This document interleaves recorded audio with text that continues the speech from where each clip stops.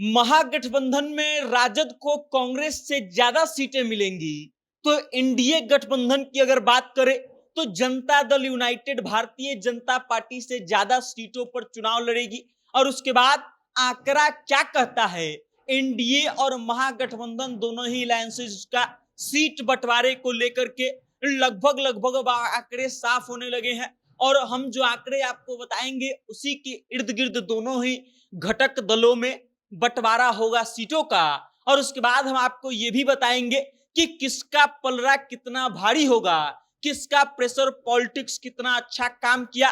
तो आइए चलिए हम शुरू करते हैं बताना आपको कि 2025 का होने वाला जो विधानसभा चुनाव है उसमें एनडीए के जो घटक दल हैं उनमें और दूसरी तरफ महागठबंधन के जो घटक दल हैं उनमें सीटों का बंटवारा क्या कहता है, किस आधार पर तय किया जाना है। और लगभग लगभग ये आंकड़ा जो है वो तय हो चुका है। सबसे पहले अगर हम बात करें कि महागठबंधन के घटक दलों का, तो आप समझिए कि चर्चा ये चल रही है कि लोकसभा चुनाव में जिस तर्ज पर सीटों का बंटवारा हुआ था लगभग उसी तर्ज पर बंटवारा होगा। मतलब अगर लोकसभा चुनाव की हम बात करेंगे तो राष्ट्रीय जनता दल जो है वो लोकसभा 2024 में 23 सीटों पर चुनाव लड़ी थी। अगर बात करें कांग्रेस का तो कांग्रेस जो है वो 9 सीटों पर चुनाव लड़ी थी। उसके बाद वाम दल जो है सीपीआई और सीपीआई एमएल जो है उसकी अगर बात करें तो वो लोग 5 सीटों पर चुनाव लड़े थे। और वीआईपी की अगर बात करें मुकेश सहनी की पार्टी की तो ये 3 सीटों पर चुनाव लड़े थे। लोकसभा में कुछ इस तर्ज पर महागठबंधन में सीटों का बंटवारा हुआ था।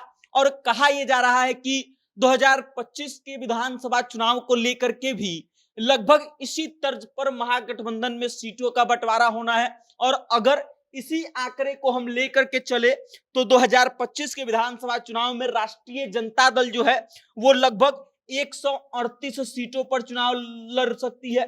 अब 138 सीटों पर अगर राजद चुनाव लड़ती है तो ये काम इसलिए हम बोल रहे हैं कि राजद की सीटें घट रही है क्योंकि 2020 के विधानसभा चुनाव में राजद जो है वो 144 सीटों पर चुनाव लड़ी थी। मतलब 2020 में राजद 144 सीटों पर लड़ती है और अनुमान लगाया जा रहा है कि 2025 में राजद 138 सीटों पर चुनाव लड़ेगी।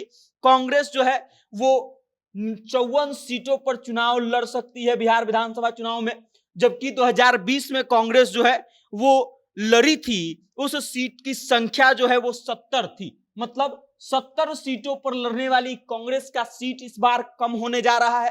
54 सीटों पर हो सकता है कि कांग्रेस चुनाव लड़े। और उसके बाद अगर हम बात करें वाम दल का जिसमें सीपीआई और सीपीआई एमएल सहित अन्य दल शामिल है तो उनकी अगर बात करें तो वो 30 सीटों पर चुनाव लड़ सकते हैं। अब समझिए कि जहां वाम दल को बढ़त मिल रही है वहीं कांग्रेस और राजद दोनों के सीटों की संख्या लगभग कम होते जा रही है। उसके बाद अगर बात करें वीआईपी की मुकेश सहनी की पार्टी की तो ये लगभग 18 सीटों पर चुनाव लड़ सकते हैं। अब ये वो आंकड़ा है जो 2025 में जिस आंकड़े के आधार पर सीटों का बंटवारा माना जा रहा है कि महागठबंधन में होगा।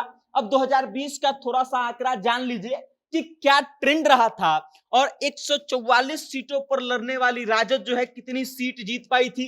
तो 144 सीटों पर लड़ने वाली राजद जो है उस समय 2020 में 75 सीट जीत पाई थी। उसके बाद अगर हम बात करें कांग्रेस की तो जो कांग्रेस 70 सीट पर चुनाव लड़ी थी वो महज 19 सीटें जीत पाई थी। और उसके बाद इस बात की चर्चा खूब हुई थी कि कांग्रेस अगर कम सीटों पर लड़ती और सीपीआई अधिक सीटों पर लड़ती तो हो सकता है कि तेजस्वी यादव मुख्यमंत्री की कुर्सी तक पहुंच जाते। और इसी का शायद कारण है कि इस बार भी वाम दल जो है उनको ज्यादा सीटों का अनुमान लगाया जा रहा है कि मिलेंगी। उसके बाद सीपीआई की अगर बात करें तो सीपीआई पिछली बार 19 सीटों पर चुनाव लड़ी थी और 19 में से 12 सीटें जीत करके लाई थी। मतलब इनका स्ट्राइक रेट जो है वो काफी अच्छा रहा था सीपीआई का।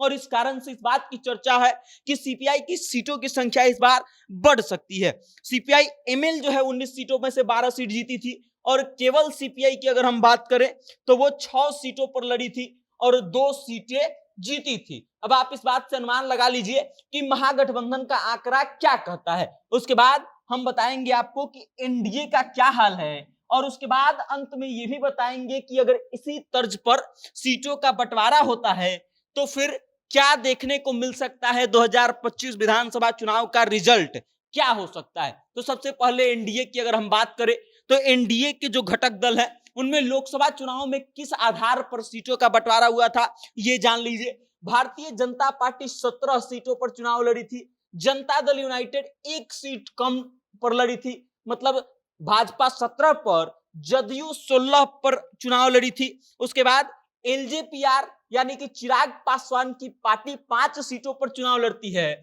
हिंदुस्तान आवाम मोर्चा जीतन राम मांझी की पार्टी 1 सीट पर, और आरएलए उपेंद्र कुशवाहा की पार्टी 1 सीट पर चुनाव लड़ती है। अब नतीजा क्या रहता है ये सबको पता है।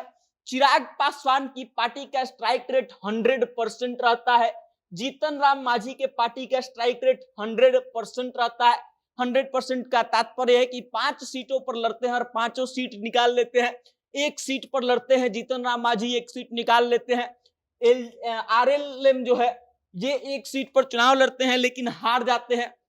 उसके बाद जदयू और भाजपा का सीट जो है लगभग बराबर आता है। और उसके बाद अब ये लोकसभा का था, अब आ जाइए बिहार विधानसभा चुनाव 2020 में किसका क्या प्रदर्शन रहा था उस पर। 2020 में भारतीय जनता पार्टी जो है 110 सीटों पर चुनाव लड़ती है और जीत हासिल होता है भारतीय जनता पार्टी को 74 सीटों पर। भारतीय जनता पार्टी के बाद जदयू की बात करें तो जदयू 115 सीटों पर चुनाव लड़ी थी, मतलब भारतीय जनता पार्टी से 5 सीटों पर अधिक चुनाव लड़ी थी। और जीतने का बात किया जाए तो नीतीश कुमार की पार्टी महज 43 सीट ही ला पाती है, जीत पाती है, जिसमें एक अहम भूमिका चिराग पासवान की मानी जाती है कि चिराग पासवान के कारण जो है नीतीश कुमार के सीटों की संख्या कम हो गई थी। और इस बार नीतीश कुमार के साथ हैं चिराग पासवान। अब आइए कि हम जो है हिंदुस्तान आवाम मोर्चा ये 7 सीटों पर 2020 विधानसभा में चुनाव लड़ी थी और जीत हासिल जो हुई थी वो 4 सीटों पर इनकी पार्टी को हुई थी। उसके बाद अगर हम बात करें वीआईपी जो इस बार मुकेश सहनी महागठबंधन में शामिल हैं, ये भी चुनाव लड़े थे एनडीए से और 13 सीटों पर लड़े थे और 4 सीटों पर इनकी पार्टी को जीत मिली थी। तो ये 2020 का आंकड़ा था। अब 2025 में संभावित आंकड़ा क्या कहता है ये समझ लीजिए। एनडीए का जो संभावित आंकड़ा है जब आप सुनेंगे तो आपको यकीन नहीं होगा, क्योंकि सब लोग इस के अंदाज में बैठे हुए हैं कि नीतीश कुमार की पार्टी जनता दल यूनाइटेड की सीटों की संख्या कम हो जाएगी, भारतीय जनता पार्टी ज्यादा सीटों पर लड़ेगी। लेकिन वास्तविकता यह है कि भारतीय जनता पार्टी जो है वो नीतीश कुमार की पार्टी जनता दल यूनाइटेड से कुछ कम सीटों पर ही चुनाव लड़ने जा रही है। जदयू की बात करें तो 102 से 103 सीटों पर चुनाव जदयू लड़ने जा रही है। भारतीय जनता पार्टी की बात करें तो 101 से 102 सीट, मतलब 1 से 2 सीट का अंतर जो है वो भारतीय जनता पार्टी और जदयू में होने जा रहा है। जदयू 1 से 2 सीट ज्यादा लड़ेगी और भारतीय जनता पार्टी 1 से 2 सीट कम लड़ेगी।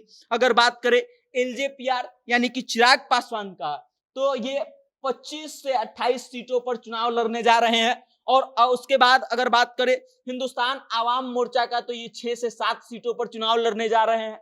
वही बात अगर उपेंद्र कुशवाहा की पार्टी आरएलएम की जाए तो 4 से 5 सीटों पर ये चुनाव लड़ने जा रहे हैं। उसके बाद अब आइए कि अगर ऐसा ही सीट बंटवारा होता है तो रिजल्ट क्या हो सकता है। ये जो रिजल्ट हम आपको बता रहे हैं ये लोकसभा चुनाव 2024 के तर्ज पर बता रहे हैं। चुनाव आयोग के डेटा के अनुसार कौन सी पार्टी का किस विधानसभा सीट में बढ़त था, उस आधार पर यह डाटा तैयार किया गया है कि अगर 2025 के विधानसभा चुनाव का रिजल्ट जो है वो एकदम सेम आता है लोकसभा चुनाव 2024 के जैसा, तो एनडीए सरकार में आने जा रही है।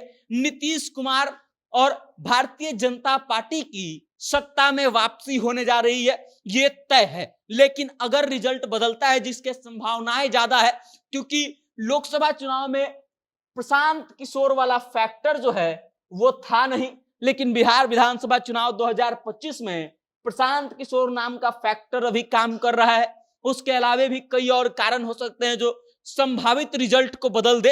लेकिन हम एक आंकड़ा आपको दे रहे हैं कि 2024 के लोकसभा चुनाव के मुताबिक अगर चुनाव का रिजल्ट आए 2025 की विधानसभा चुनाव का, तो क्या हो सकता है। एनडीए जो है वो 177 सीटों के साथ बढ़त बना सकती है और सरकार बना सकती है। इसमें बात की जाए तो बीजेपी, जिसको लोकसभा चुनाव के सीटों के अनुसार अगर बांटा जाए तो लगभग 68 सीटों पर बढ़त मिलेगी एनडीए में बीजेपी को। उसके बाद जदयू की बात करें तो 74 सीटों पर जदयू भारी पड़ सकती है या फिर जीत करके आ सकती है अगर लोकसभा चुनाव के ट्रेंड के अनुसार बिहार विधानसभा चुनाव 2025 का रिजल्ट रहा तो। एलजेपीआर की बात की जाए अगर, चिराग पासवान की जो पार्टी है, तो इसकी अगर बात की जाए तो ये 29 सीटों पर इनकी बढ़त थी उस समय लोकसभा चुनाव के दौरान। और हिंदुस्तान आवाम मोर्चा की बात की जाए तो 6 सीटों पर इनकी बढ़त दिखाई दे रही है। अगर इसी अनुसार रिजल्ट आते हैं तो बात करें अगर महागठबंधन का, तेजस्वी यादव के नेतृत्व वाली गठबंधन का, तो इसमें आरजेडी 35 सीटों पर बढ़त बना पाई थी। बात करें कांग्रेस की तो वो 12 सीटों पर कांग्रेस बढ़त बना पाई थी 2024 के लोकसभा चुनाव में। उसके बाद माले जो है 12 सीटों पर, सीपीआई 1 सीट पर और मुकेश सहनी की पार्टी वीआईपी 1 सीट पर बढ़त बना पाई थी। मतलब अगर 2024 के लोकसभा चुनाव के अनुसार 2025 के विधानसभा चुनाव का रिजल्ट आता है तो महागठबंधन का सत्ता में आना लगभग नामुमकिन और एनडीए का सत्ता में वापसी लगभग तय हो जाएगा। लेकिन इसके साथ ही ये भी जान लीजिए कि प्रशांत किशोर नाम का फैक्टर किसका खेल बिगाड़ेगा और किसके लिए रास्ता कठिन कर देंगे, ये कहना फिलहाल मुश्किल है। हो सकता है कि एक नया समीकरण भी देखने को मिल जाए और ये वक्त बताएगा कि कौन कितना भारी पड़ता है। बाकी आप इस वीडियो को लेकर के क्या सोचते हैं, अपनी राय कमेंट करके हम तक भेज दीजिएगा और देखते रहिएगा जनता जंक्शन। मेरा नाम वेद प्रकाश है, कैमरे के पीछे है विशाल। बहुत बहुत धन्यवाद।